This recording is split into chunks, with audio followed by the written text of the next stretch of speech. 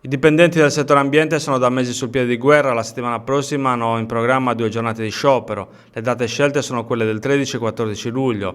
All'origine dello sciopero, proclamato dai sindacati confederali di categoria CGIL, CISL e UIL e dalla sigla autonoma FIDAL, il rinnovo del contratto collettivo di lavoro del comparto dell'igiene ambientale, ma anche una serie di norme che potrebbero incidere sul futuro dei lavoratori. Anche i dipendenti di Nuovo Ambiente aderiranno alla giornata di astensione dal lavoro. Pertanto nelle giornate di mercoledì e giovedì la raccolta differenziata in città, comunica la società Nuovo Ambiente, sarà garantita solo per le principali strutture pubbliche, vale a dire municipio, provincia, prefettura, tribunale, scuole, ospedale, stazione ferroviaria, caserme e carcere di Bade Carros.